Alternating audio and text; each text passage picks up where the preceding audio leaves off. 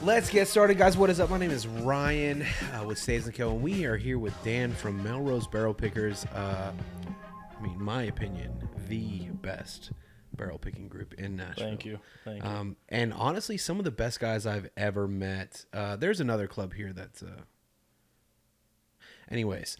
But Dan, so tell us tell us about yourself, man. How did you get into bourbon? How did you come up with this idea to essentially just have such a great group of not only just people, but man, you guys are putting out some of the best picks in the area. So the group kind of came about through a store that I had shopped at, and the store owner didn't really have a direction, as many of the stores that you guys go to, right?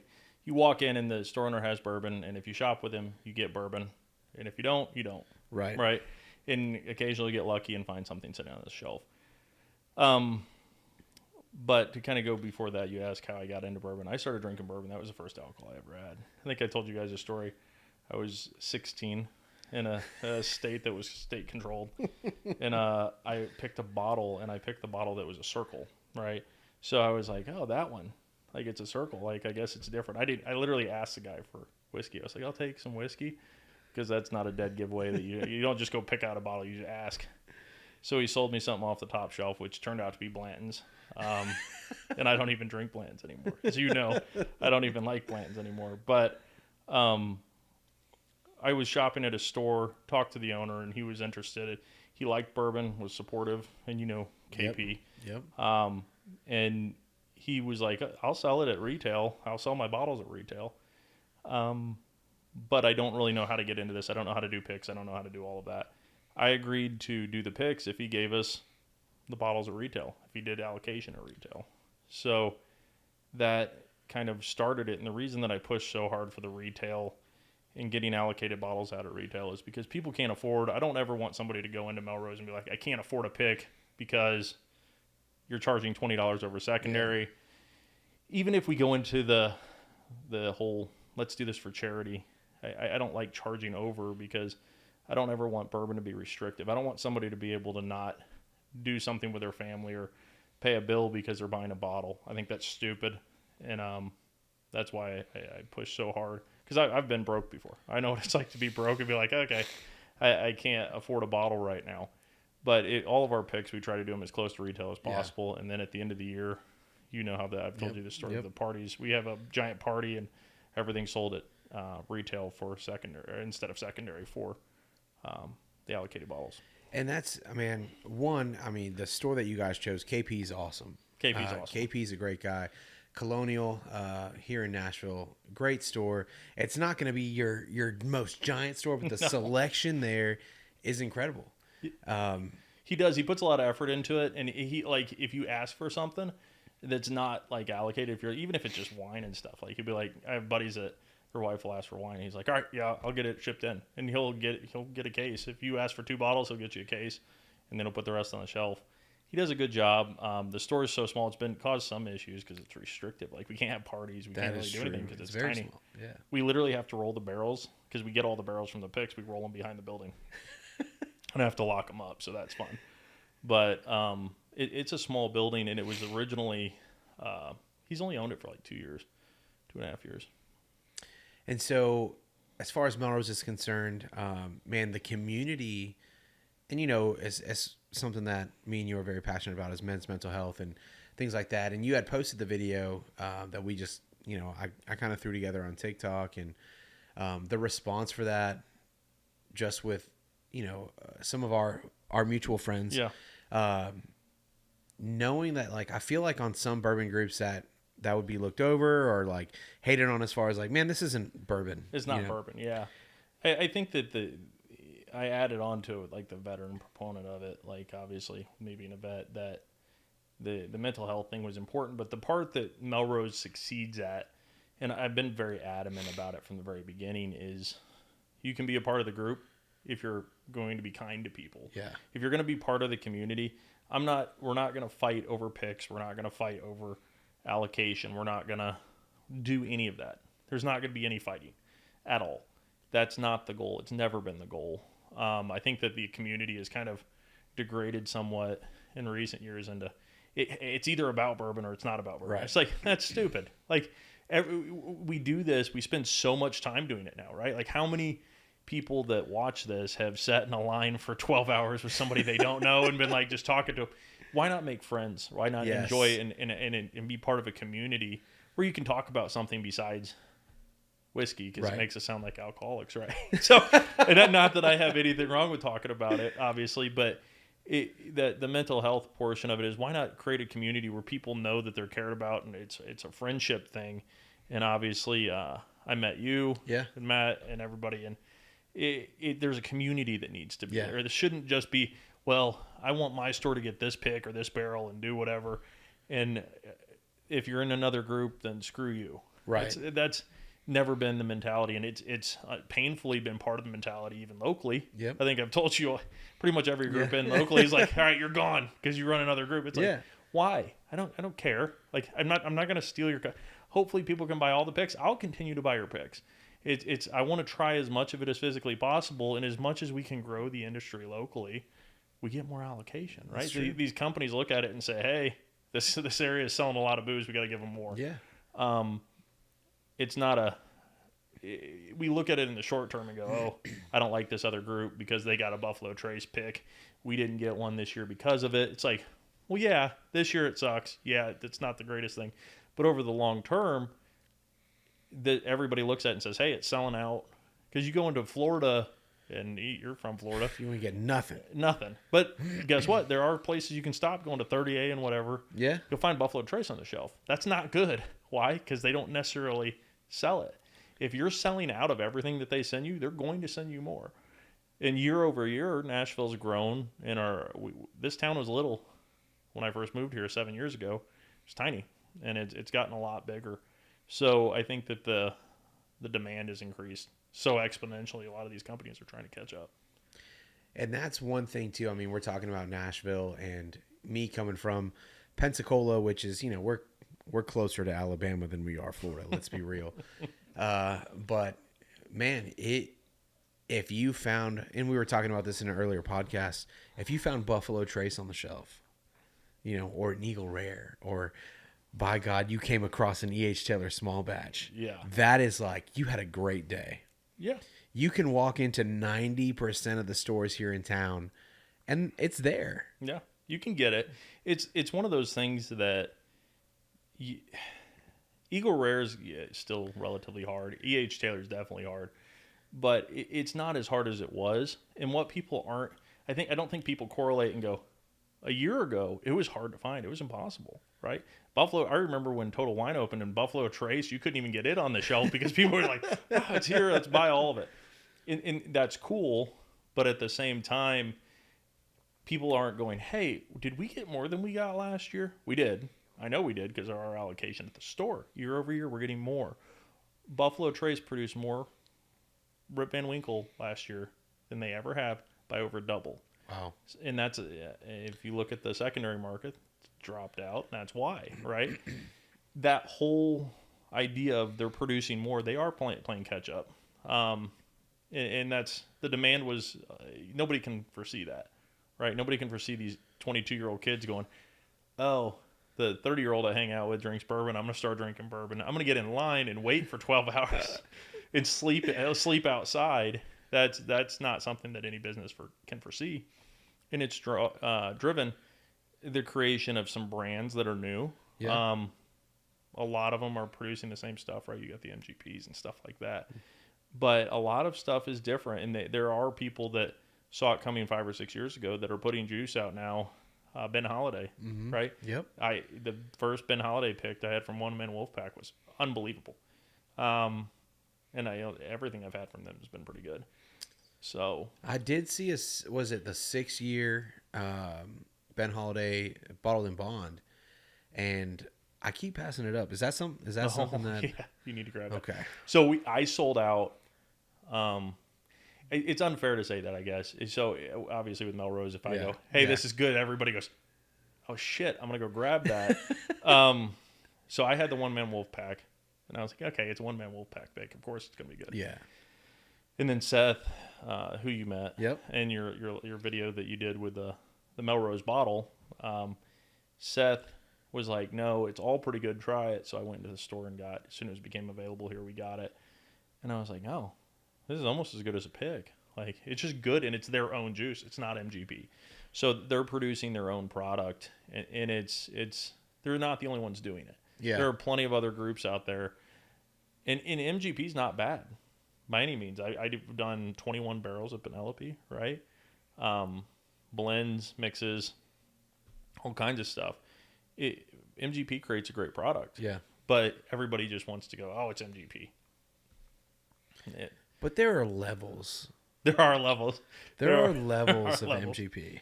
Yeah, I'll agree with that. You know, we were talking about that today actually at work, and you know, just discussing like, you know, you walk into a store and you look at their store picks, and there's probably 80% of them are going to be from MGP. But there are levels of MGP that, you know, you're talking their own brands like you know, Tumlin Dice and what is it, Rossville Union, and then all these other ones, and then like then you get like the Penelope 15 years from MGP. You get the you know, the even locally some of the stuff that Southern Collective has done from MGP. So I think the thing that you just mentioned though is if you look at the two groups, Southern Collective, right, or Joseph Magnus or whatever, yeah, right, that group, and then you've got Penelope and the groups that finish. All of them are finishing their product. It's they're not taking this product and going, hey, I'm going to put it in a bottle, say I like it, and then call it whatever. For the groups that do that, there are plenty of them. I'm not going to name any of them, but like there are plenty of groups that just say, hey, it's MGP and I'm going to sell it. But the finished products, there is a desire for it. I think some of it is the fact that the market is, there are people getting into bourbon. Yes. And getting into bourbon is hard when somebody goes, hey, here's Coy Hill. And you're like, holy hell. like, hey, what did you just give me? Because even it burns. Yeah, it burns. It burns so good. But that it burns. A lot of us search for like, hey, I want the. I think that you guys know that we're releasing the Jack Barrel Proof Rye, and ours is 130.4, 130.7, somewhere in there. I don't know. I drank too much of it last night to remember, but it comes out next week. And Ben, but when we had it, there were some. We had it, I believe, a hazmat or close to a hazmat available, and that's not something that I necessarily search for, because there are times even with me and guys that drink as much as we do that we're like, it's just too much. Yeah. We've released 2 hazmats. But, and I love, you know, I like the high proof stuff, right? But it's not something I necessarily search for, because I think that desire that you're talking about and seeing Southern Collective and Penelope do so well in the levels, they're taking something that's a good product. And we talked about blending earlier before we started shooting, and say, hey, what's different about a blended product versus they are taking something and blending and or finishing that product. The maple finish rye, amazing. From us, the breakfast in bed, that was Southern Collective, and it's unbelievable. Yep, that's not MGP. To be clear, I don't want to say that's MGP. It's not. There was, I believe, one of the Carolinas, right? Yep. Carolina rye. I've released so many of them, I don't even remember what all of them are. I think I did 32 picks this year. Man, one day I'm going to be like Dan. No. You do just as many. You got Hard Truth, man. I did. We did get Hard Truth. So personally, I've done, I think Hard Truth was 17. I think we talked about that when we were up there. My 17th pick that I've been a part of. But talking about picks, right? Talking about how many you've done, I've done. We were on one together. Yeah, we did. We did one together. We did Wheeler's Raid and their first cigar finish. Correct. And and technically it's not cigar finish, it's tobacco. Yep. Which is even weirder, right? It's a completely different take, but sorry. No, that's, that pick sold out almost 18 immediately. Minutes? Yeah. Sorry, you're gonna have to cut this out. No, that'll be a B-roll stuff, but yeah. No, so we did this cigar finish, and it was kind of talking around blending and that kind of thing. Yeah. We went in and picked a barrel of MGP and said, we like this out of the 2 barrels. Okay, let's finish this product. And the Wheelers, like many of the other small distilleries out there, don't get enough credit for what they're doing. There's one out of Florida, actually, that I ran into. I watched Bourbon Junkies, and it was like 2 years ago. They did the holiday release, and they did the blinds. And it was ology, and they thought somebody had misspelled mythology. It wasn't. It was ology out of Southern Florida. I believe it's out of Southern Florida. And 2 days later, I was at Heaven Hill, and the whole ology team had a party there. And I met them, and they're like, "We'll send you some," and it's phenomenal. I actually sent a bottle of the rye, I think, to Bourbon Junkies. But it was that there's so many of these smaller groups out there, and Wheelers being one of them.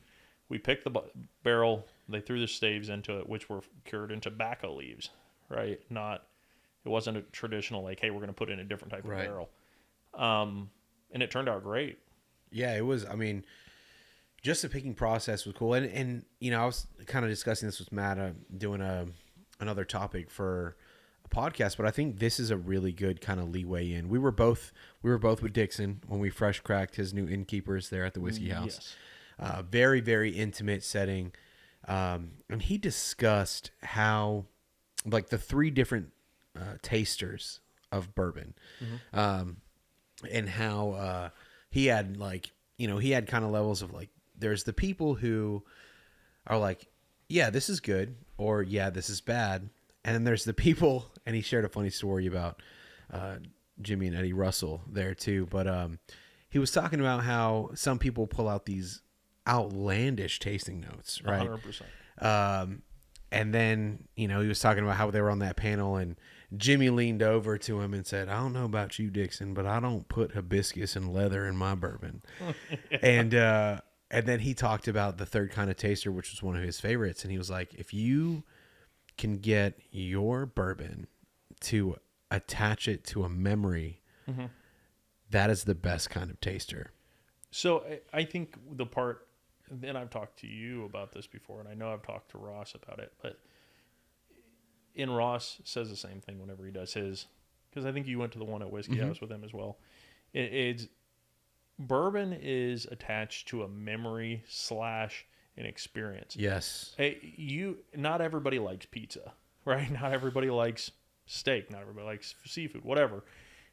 Everybody has some taste that they're like, this is what I enjoy. Yes. This is a memory. This is something for me. And whether or not we're programmed to go, this is what I associate this to. And there are some overwhelming flavors. Yes, you can taste stuff and go, hey, this tastes like green apple. I don't care if you don't think this tastes like green apple. It tastes like green apple. But there are some of these weird notes, I think, that you get. I wouldn't call them weird, but different notes that you go into and you're like, oh, it tastes like leather. Well, I've said that before. I'm not going to lie and act like I haven't said it before. What does that mean to me? It means something massively different than it means to you or Matt or anybody. It's going to be something massively different because it's based off experiences. Yes. And that's what makes it fun. That's what makes, I'll give you an example. So the Heaven Hill 20 this year, right? Did you try it? I didn't try the 20. It's at the house. You need to try it. But I had it, and it's not bad. A lot of people hated it. It didn't blow everybody away because mellow corn's not bad. I love mellow corn actually. I actually really like mellow corn, but it's a different palate, and it goes. That was one I would say is majorly based on experience. Yeah. To say, hey, it tastes like this to me. I got a lot of like caramel, like a popcorny caramel corn type deal. You can definitely taste the corn, but it's a different taste, and I think everybody tastes something different with it. And again, right, you said it the best was like it's attached to an experience, it's attached to an emotion, and Dixon was like, man, like this reminds me of Christmas morning when I was a kid. Yep. Like, can you imagine we talked about how bourbon is just the drink that brings the community together, that we, not only do we talk about bourbon, but we talk about life, and we talk about our mental health, and we talk about our families. But then it's like, or we should, right? Or we should. Yeah, we should be. and we're not. Like, I think as a whole, I think that's why people like Melrose versus other groups. And I'm not, Yeah. it's not a competition, right? Right. I'll never view it as a competition. But I think that's why people go, we posted the mental health movie. On Yeah. there. Why? Because it means something to the community to say, hey, this person's struggling. And then we've talked about other people that have had stuff happen. Yeah, and that's the beauty of it, right? Is because, like, within bourbon, we've made relationships with people that, like, I know what they've been through. Mm-hmm. I know their past. I know what they've shared with me. Like, we're more than just a acquaintance over a drink now. Like, we're friends. You know, I was hanging out with one of the Melrose members last night, and he was like, "Dude, like, you know, I helped Anthony move," and you know, which is another one of the members there. Like, I've helped him so much that he's like, you know, he's like, "Nah, don't worry about it. Like, you can taste whatever you want. You can get whatever you like." That's the beauty of the spirit, I would say, of bourbon. Is it's more than just the drink. It kind of just brings us all together. So, and that's how I met Anthony. That's how I met Andy and Jeff and all the Chad and all those guys. Most of my closest friends I've met through that community, and there's something to be said for that's how my attorney, right? My business partner was originally my attorney, and he shared a personal experience. And I won't go into detail with it because you guys probably will talk to him eventually, but his dad and him would share George T. Stagg because it used to be one of those products that sat on the shelf. It's not anymore. But they would share George T. Stagg for births and deaths and things like that. And he shared that with me. And as a gift, right after I met him, I gave him a bottle of George T. Stagg because he had just had a baby. And but that's part of what it's about, right? Yeah. That has a meaning to him. I can never imagine what George T. Stagg tastes like to him. That's going to be like, yeah, it's great to me. I love it. It's good. But there's something so much deeper for him in that bottle that I will never experience. I almost hope I don't, right? Because there's some good and bad. Yeah. Bourbon has good and bad. Yeah.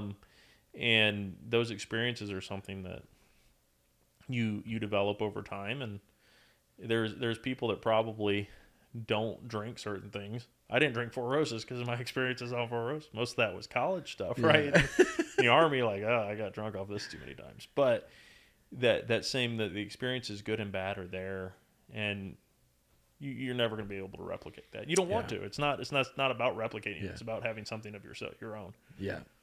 And so speaking of experiences, man, I got a buddy who I've met through the bourbon community. At the time, he was living in North Carolina. Now he's living in Pennsylvania. But his first daughter was born, and we had connected. We've never met in person, but we connected on social media, and you know, we just continually talk, and we still talk to this day. But he had a bottle of GTS 2020. Okay. And he cracked that bottle open, sent me a sample, and then waited to drink his until his daughter was born. Okay. So as soon as he brought his daughter home, he FaceTimed me and said, "Hey, I sent you that sample. I know you have it. It's time for you to open it up and let's share it now." Well, that's super cool. So, like, because of the community, one, I got to sample GTS 2020, you know, but then also, like, man, because of we connected over bourbon, now I'm sharing a pour with him because his daughter was born, and we live states apart. Yeah, you know, we're sharing the same bottle at the same time, states apart, and yeah, I mean, it just kind of wraps it around like the community that bourbon has the ability to create if it's tended to correctly and done correctly. As it's so much power. And I think that the portion, we're ruining it. When I say we, and to an extent, I think we're included, right? Because we do take part in some of the nonsense that you almost have to. But I think that the weird thing is bourbon has turned into what Scotch was. It's got that reputation of like, I can't afford it. I'm not even going to get into it. Yeah. I'm not even going to pursue this because I can't play that game. And that's not, that's a polar opposite of what I wanted Melrose to be. If I say that knowing that if like they're like, hey, it's $100,000 for this barrel, I'd be like, okay, it's Willet, cool, I'll buy it. So I'm not saying that it's not fair to spend some money. What I am saying though is I'm going to try to get it at the cheapest level I physically can. But I think the other part of it that's very interesting is when you look at the reputation that whiskey has garnered in the recent years versus what Scotch used to be, or it still is. Scotch still is very exclusive. You forget like the base roots of it. A bunch of hillbillies in the mountains in Kentucky going, I'm gonna make some good, right? It's the original good. It's not the green. It's the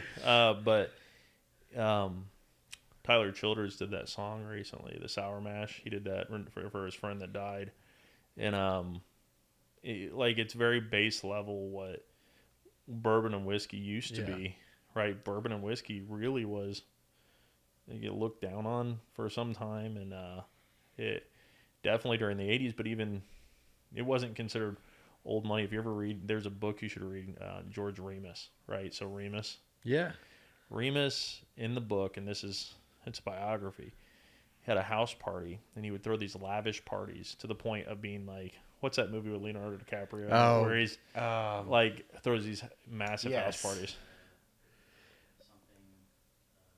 Oh my gosh. Anyway, it's that same style deal where he would spend lavish money on parties because he was looked down on because his money came from bootlegging. And he had a party at his house back when they had $1,000 bills, and all the men were given $1,000. Great bill. Gatsby. Gatsby, the Gatsby. He gave everybody at the party $1,000 bill, all the men $1,000 bill. Well, of course, the women are like, eh. They go outside, and everybody had a brand new Rolls Royce waiting for them in the parking lot. The women did.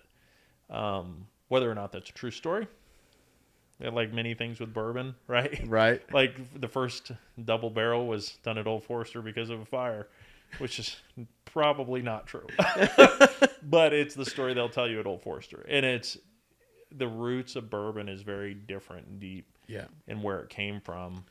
And people forget that. And it's this classy, high-end thing. Like you guys walk into the house, you see that giant bar, and everybody's like, oh, that costs so much money. I'm like, well, it did. It shouldn't. Right. But it's Kentucky is a very unique place. Always has been a unique place.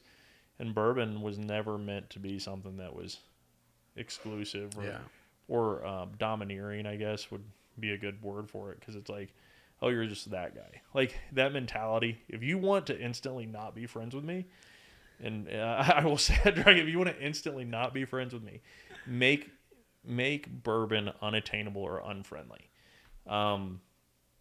The idea is never to exclude or not let somebody be part of something. It's supposed to be a community, right? Like that's the part that is missing so much from what we do is, and there is some of that has to happen, right? The business side of it. Yeah. In business, generally, they tell you to not do what you love, right? People go, oh, you should do what you love. And then people go, man, I hate it. Like, I don't want to do it anymore. There is a business side to it, but don't ever go, oh, you don't know what that's like. Well, help me. Right? Yeah.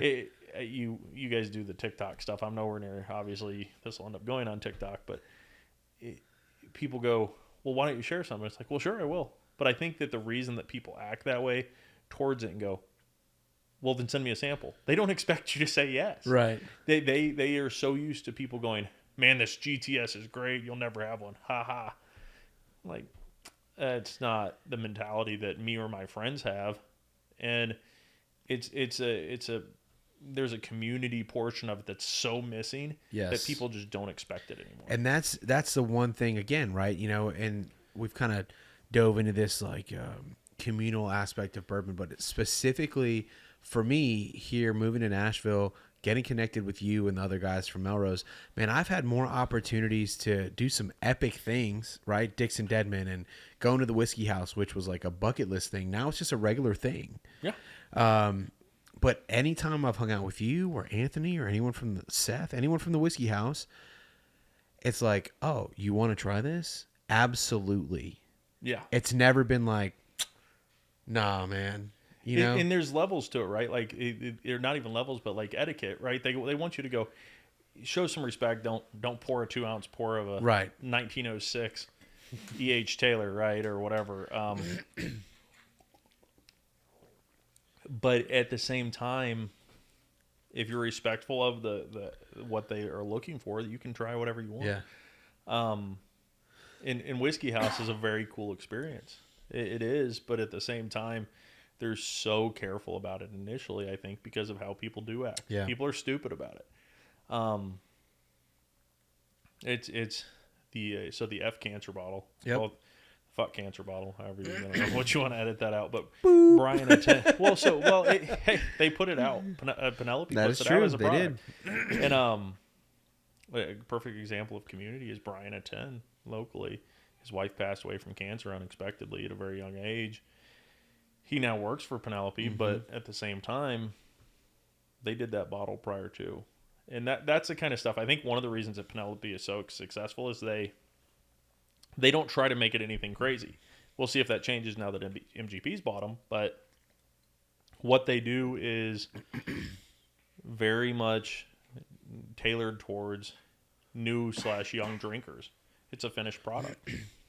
So, and I think that's what the finish is for the newer drinkers. What's crazy too is the fact that we're both connected to, I mean, you as far as the owners of Penelope, me as far as the guy who runs all their social media, Matt. Yeah, Matt. Yeah. You know, me and Matt are buddies, but you know the owners. But it's so crazy how personable that team the really whole is. Yeah. So Jace, who, if this last trip to New York, you guys have been able to go, like, Jace is just as cool. Like, the entire team at Penelope, I don't buy 21 barrels from, well, it's hard to buy it from anybody, but at the same time, like, I wouldn't buy it if it wasn't good. And that's one of the other things is, like, with with Melrose, I won't put anything out if I don't approve. Yeah. Like, if I can't actually say it's good, Yep. I'm not going to put it out. It may not be the best bottle we've ever put out, right? Like, I can't release bangers every, like, Right. absolute, like, the best bottle ever.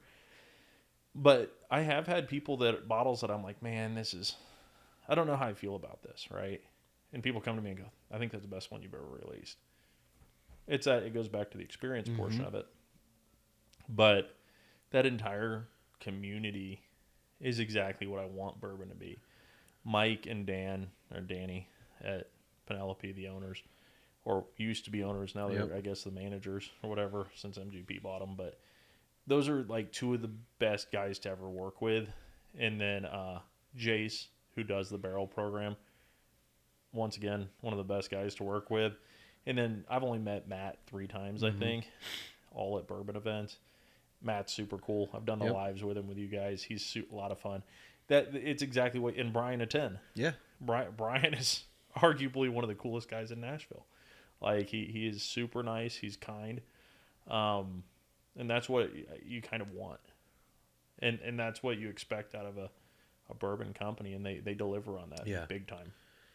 And that's, I mean, a huge portion of their success, of course. Not only are they putting out great products, but the fact that they are personable, they're reachable, they're involved, especially like on my end with my social media platform, mainly being TikTok, connecting with Matt from Penelope and him popping into your lives and commenting on your content and all these things. And Matt, you still promised me a barrel.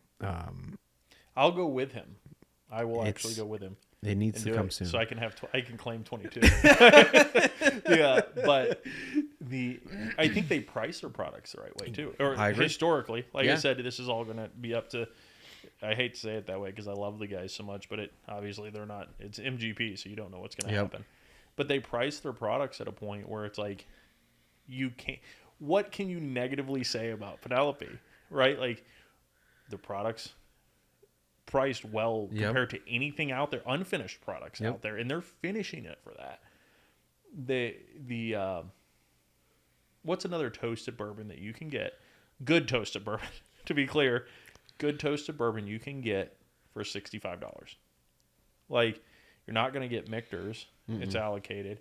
You're not going to get. I mean, even if you look at Elijah Craig at 94 proof, Yeah, it's allocated. You can't. It's allocated. It is. I don't know why, but it is. It tastes like watery marshmallow milk. Like it's just watery marshmallow flavored. It's not good. So I love Elijah Craig. I love Heaven Hill. That's probably my why favorite did you distillery. release it at such a low proof? Yeah, stop releasing a product at what is it at? 94. 94. Oh God, that explains a lot. I honestly have a bottle that I don't know that I've seen in like years. It's like sitting in the bed so if you go to the house, I've got the 3 closets, and so I've got a full bar, and then I've got 3 closets which Ryan and Matt have seen, but I've got I don't even know where that bottle's at. Like frankly, I don't know where it is. That's what we call first world problems. Some people really love it, and there's nothing wrong with it. But that goes back to the experience thing. Is some people have something Yes. they're like, hey, and that's why the entry to bourbon isn't something to be sneezed at, right? Yes. There's something about. I'll tell you the most humbling, not the most humbling. There's been some pretty humbling experiences in bourbon, but one of the most humbling is I've told you before. Do you know what my daily drinker is? And this is going to sound probably crappy, but it's 1792 12-year, right? Because a lot of people are like, oh, that's an allocated bottle. I'm like, yeah, in some places. Like, I find mine and have it sent to me from a place where it's not as allocated. and I get it for like $75. Yeah. I was like, man, I swear that stuff is some of the best stuff you can get. Low proof, good starter drink, daily drinker. And I did a pick at 1792. And I was like, so what happens if nobody picks that barrel? That one right there, nobody picks it because it was bad. Like, I tried it and was like, no. And I said, nobody's going to pick that, more than likely. What happens if it doesn't get picked? And he goes, after 3 or 4 times, we put it back in the rack, let it set for 12 years, and then turn it into... And I was like, he goes, we small batch and turn it into 12 year. And I was like, oh, shit. So, like, my favorite opener drinker that I adore to this day is Reject 1792 picks. I was like, well, that's humbling because I truly thought it was like I still think it's one of the greatest bottles you can get for under $100 on secondary. Yeah, if you could find it. They've become more rare unless you have a connection. But that's a unique bottle, and it is humbling. Right, because everybody thinks there's a magic to it. But if you look at Buffalo Trace's products, right, it's 2 mash bills, man. Like now you've got wheated. Everybody goes, well, it's not just 2 mash bills. You got wheated. I'm like, okay, yeah, cool. And then you've got rye, and got it. I understand, but tell me Old Forester doesn't taste like Woodford at a young age, and we're done talking because they do. It's all brown format, right? Everybody has a method, and I think kind of one of the reasons I like Four Roses so much is that they've got so many mash bills, and none of them taste alike. Yep. And some of them I love, and some of them I could absolutely do without. So I agree. Oh man, well, as the communal aspect and you being here and us talking, I'm sure this is just the first of many podcasts that we're going to be a part of. You've got some big plans in the works. We cannot legally talk about those plans, but I'm excited for you and excited for Melrose and what you have specifically done with KP at Colonial and the community that you've built for here in Nashville, because it's been so welcoming and it's been easy to kind of graft myself in and be a part of it. So I want to thank you for that, especially just being a friend, man, and being someone that is checking in on me and reaching out and sharing your products and allowed me to go on picks and opportunities with you guys. But if you can leave us with one closing thought for this podcast, something that's affected you as far as whether your community, your experiences, or something that you have for the future. So I think what you just said is probably the most important part is we met through bourbon. Mm-hmm. I met Matt through you, and there's a web there, right? And then the community that you can build around yourself if you go into it with the right mentality, is not you can completely change your world if you change how you look at. We spend so much time on this, so much effort, and especially with what you do and what I do in the project you mentioned, and I'll disclose that it is in Kentucky, but we can't talk a whole lot about it. Like with all of what time we spend on this, right? Why not make it a community and a family and a friendship rather than make it because you can really change your world and somebody else's world, right? You were new to Nashville, and now the guy you hung out with last. How long have you known Patrick? That was the first time we ever met in person. Yeah. So Patrick, so you met somebody that he's a great guy. Yep. Been over to my house several times. Great guy, great family, and all out of something very basic. So you can make a community, and I that's the biggest thing is if Melrose is anything, I want it to be a community. If we stop doing picks today, there are people that I know now that I would be friends with probably for the rest of my life. And that's huge. And I don't know that you can say that about a lot of groups. They stop doing picks, you'll never hear from Joe again. Yeah. Right, I picked Joe because I don't know any Joe's Elite groups, but you're never going to hear from Joe again. And I don't want it to be that. I want it to be, hey, how are you doing, Ryan? How are you doing, Matt? How are you doing? Like, what's going on in your day-to-day life? And bourbon is secondary to that. And you may not get along with everybody. There are people in Melrose that I probably would not get along with talking to on a day-to-day. But it doesn't mean I wouldn't treat them with the same level of respect and friendship that I would treat anybody else with. So I think that's kind of the key, right? Like that's the part that is so different about the group. And so it's not meant to be an exclusive group. If Melrose has 20,000 people one day, I'll have to buy a lot more barrels. But it's not meant to be a very exclusive group that I charge $3,000 for. And there's nothing wrong with One Man Wolfpack. They're a great group and their picks are amazing. I'll continue to get them whenever I can. But that's not what I did. That's not what I made it to be. It was made to be something entirely different. And that's kind of going to be how I manage it as long as I'm in charge of Melrose. I started it, so probably forever. But that's never what I meant it to be. And if we can put community first in bourbon, I think it would change everything about the entire how we view it, how we maintain as a bourbon. One day will go back to being normal, right? It's not always going to be like this. And if we can create something that is sustainable, it's more fun in between, right? If you can sit down with friends and not just competitors and whatever else you want to call people, you can make it something different. And I mean, you saying that, like sitting down with friends, when we were in the room with Dixon, he talked about like everyone used to hang out together. Yeah. Oh yeah. You know, Jimmy, and then all the other master distillers. Like Jimmy's the only one left. Well, yeah, there's one other. Well, yeah, but Jim Rutledge. Jim Rutledge. But like he was so. Jim's a little bit different though, because he's not one of the old. Like yes. He is not one of the, but he is at this point. He's one of the original. But like Pappy, the Russells, all those guys, it was a community. Yep. If you've gone to Makers, we're extending. I know you were ending this. No. This is so good. When we went to Makers, they talk about the theory behind Makers. It came from the wife making bread and so on and so forth. But the reality of it is, he was hanging out with other master distillers, and they said, "This is a bad idea. This is a good idea." This is what they made a product with him, and they all worked together.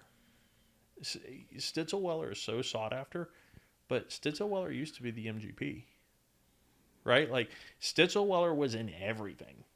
Like you'd look at the back of a bottle and go, "Oh, it's Stitzelweller," and now you can't get it, and it used to cost $5.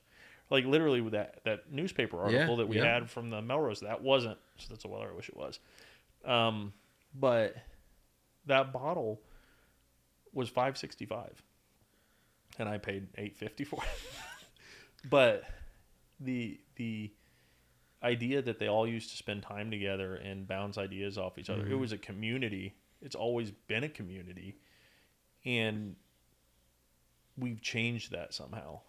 And how? But we've changed it, and I think it needs to go back. And that's society though as a whole. But we're doing it. You're doing it. I mean, just the community that you know. And I think that's part of the thing I like about Nashville, right? Is there's a little bit more community Yeah. in this area. So I do enjoy it. I think that it's something that's definitely part of Melrose and part of Staves and Co. Right? So I think that that's something that I really liked when I met you guys was that it's like, oh, that's what it's about. It's not about, well, let me show you this bottle of Willet. It's like, okay, well, yeah, I love Willet. Trust me, I've got a ton of it. But it's not, you're not holding it up saying, let me show you what I've got. Yeah. Well, can I have some? No. It's like, when you go to my house, he almost tipped over a ladder trying to reach birthday bourbon the first time he ever met me. He came to my house and he's like, well, can I try some of birthday bourbon? I was like, yeah, I'll give it, go up there. If it's on the bar, you can have some.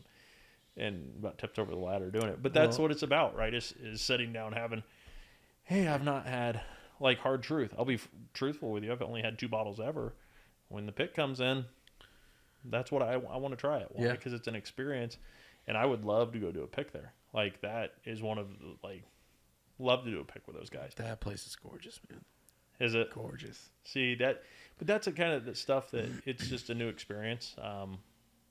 And some distilleries like Penelope, it's not a distillery really, but it's not necessarily made for the experience portion of it.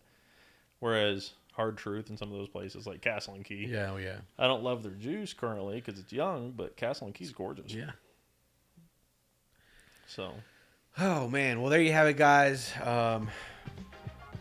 Just a conversation between friends.